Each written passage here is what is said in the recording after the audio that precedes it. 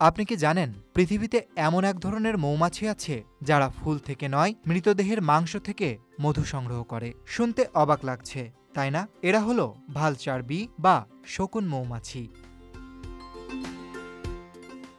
মৌমাছি মানেই আমাদের চোখে ভেসে ওঠে ফুল থেকে মধু সংগ্রহ করার ছবি, কিন্তু মধ্য আমেরিকা ও দক্ষিণ আমেরিকার ঘন জঙ্গলে পাওয়া যায় এক বিশেষ প্রজাতির মৌমাছি, যাদের কোনো ফুলের দরকার হয় না। তারা সরাসরি মৃত প্রাণীর দেহে বসে মাংস ছিঁড়ে আনে আর সেটাকে তাদের বিশেষ পেটের ভেতর প্রক্রিয়াজাত করে বানায় মধু।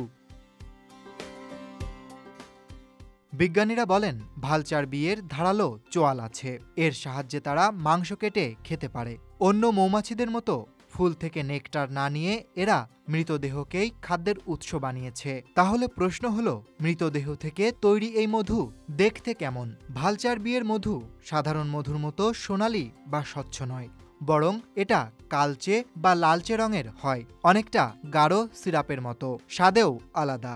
বিজ্ঞানীরা যারা স্বাদ নিয়েছেন তারা বলেছেন এতে তীব্র নোনতা আর টক ভাব আছে। কখনো কখনো এক ধরনের পচা মাংসের গন্ধও পাওয়া যায়। প্রশ্ন আসতে পারে, মানুষ কি এই মধু খায়?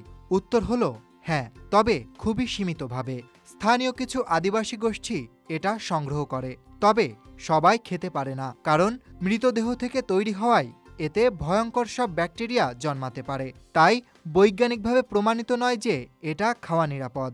কিন্তু কেন এমন হলো? কেন এই মৌমাছিরা ফুল থেকে নয় বরং মৃতদেহ থেকে খাবার সংগ্রহ করে?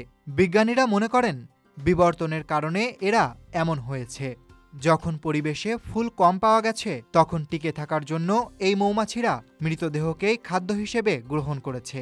একসময় সেটা তাদের স্বাভাবিক অভ্যাসে পরিণত হয়। ভালচার বিয়ের পাকস্থলীতে আছে এক ধরনের বিশেষ ব্যাকটেরিয়া, যা পচা মাংসকে ভেঙে এমনভাবে রূপান্তরিত করে যে সেটা মধুর মতো পদার্থে পরিণত হয়, আর সেটাই তারা চাকের ভেতরে জমা করে রাখে। তবে সাবধান, এটা কোনো সাধারণ মধু নয়। চিকিৎসকরা বলেন এই মধুতে বিপজ্জনক ব্যাকটেরিয়া ও টক্সিন থাকতে পারে। তাই অজানা কারো কাছ থেকে এই মধু কিনে খাওয়া মোটেই নিরাপদ নয়।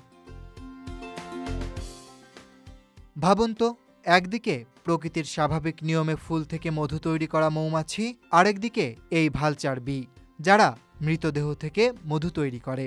এ যেন প্রকৃতিরই এক অদ্ভুত বৈপরীত্য। Desk report, Dhaka express.